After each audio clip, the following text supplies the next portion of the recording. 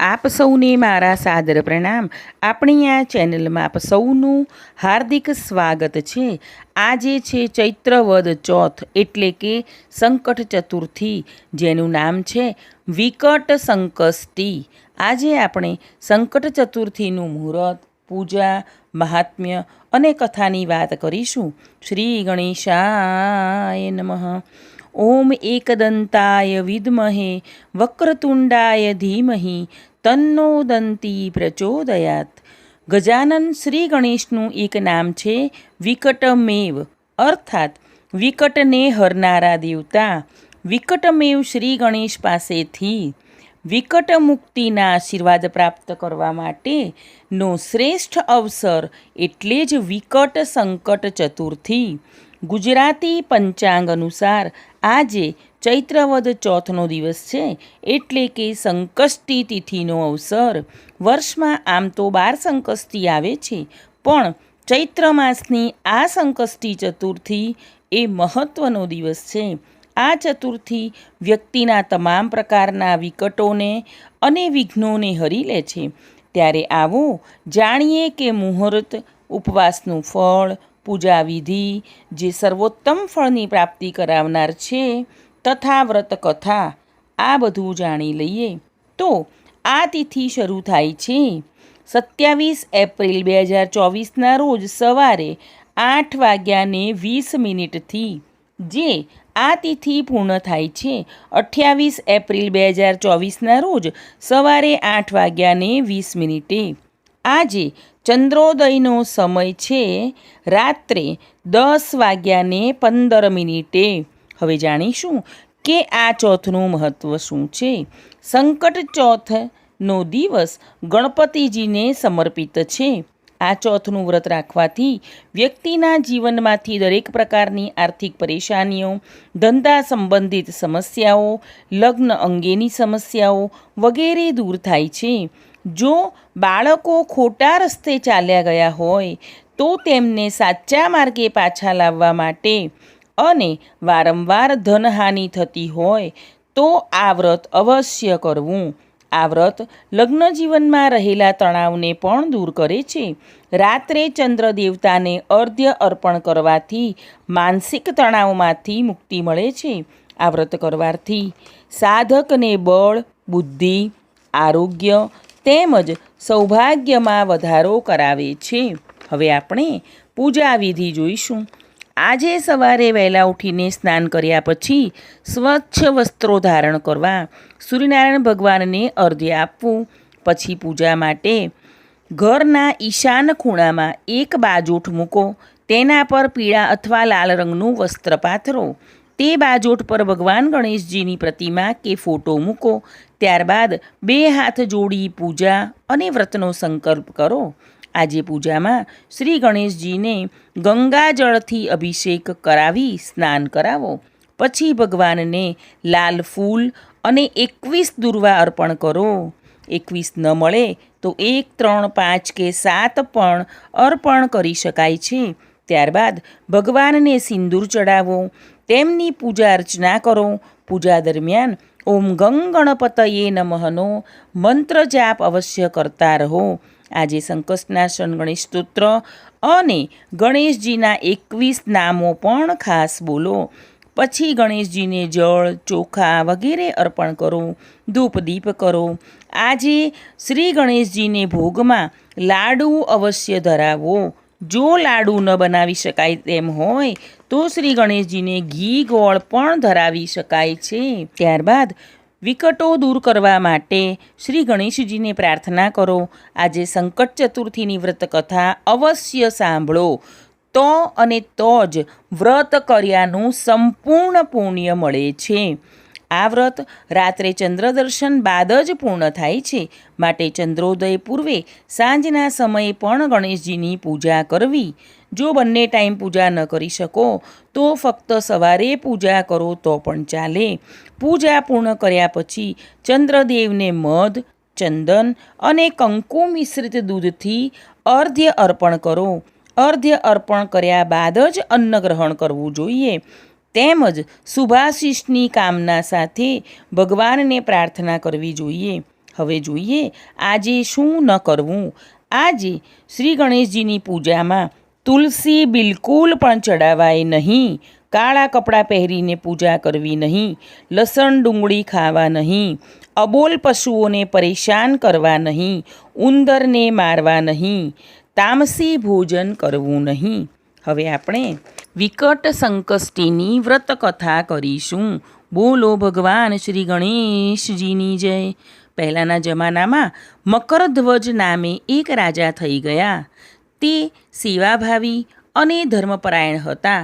તેમના રાજ્યમાં ચારેય વર્ણના લોકો પ્રેમથી રહેતા હતા.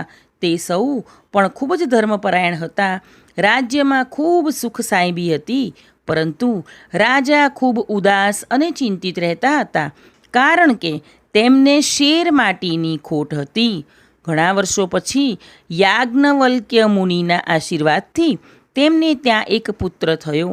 પછી રાજા પોતાના રાજ્યનો તમામ કારભાર મંત્રીને સોંપીને પુત્રના લાલન પાલનના કાર્યમાં લાગી ગયા. મંત્રીને 5 પુત્રો હતા. તેમને પણ રાજ્યનો કારભાર ચલાવતા બધા પુત્રોને પરણાવ્યા અને સૌ ધન સંપત્તિ ભોગવવા લાગ્યા. મંત્રીના ઘરે તેમની નાની વહુ ખૂબ જ ધર્મપરાયણ સ્ત્રી હતી. તે ગણપતિનું પૂજન કરતી, સંકટ ચતુર્થીનું વ્રત કરતી, બ્રાહ્મણો પાસે યજ્ઞ હોમ કરાવતી અને હોમ કરાવ્યા પછી યથાશક્તિ દાન પુણ્ય પણ કરતી. તેની સાસુ આ બધું જોઈને ખૂબ જ નવાઈ પામતા તેમને વિચાર્યું કે આ વહુ ચોક્કસ તેમના દીકરાને વશમાં કરવા માટે મંત્રતંત્રના કાર્યો કરે છે. તેથી તે વારંવાર વહુને આ અંગે ઠપકો આપી કટુ વચનો કહેવા લાગ્યા.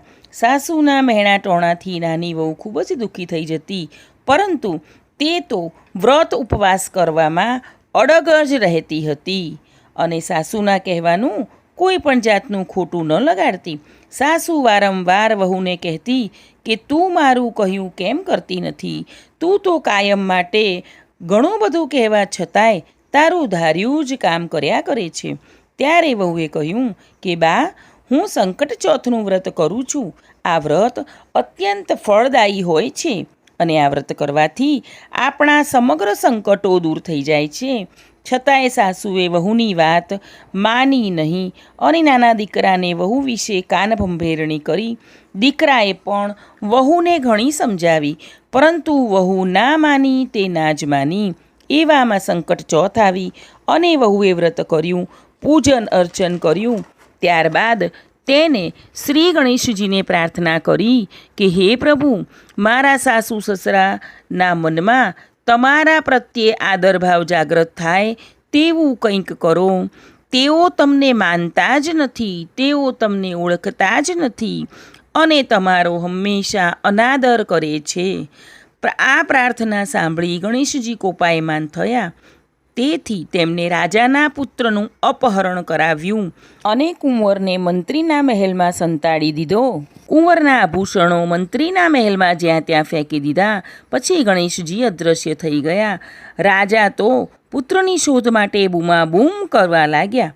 રાજાએ મંત્રીના મહેલે જઈ નાનકડા કુંવરની શોધખોળ આદરી અને વિલાપ કરવા લાગ્યા અને મંત્રીને કહેવા લાગ્યા કે મારા બાળકના આભૂષણો અહીં પડ્યા છે, માટે ચોક્કસ અહીંયા જ ક્યાંક મારો કુંવર ખોવાયો છે.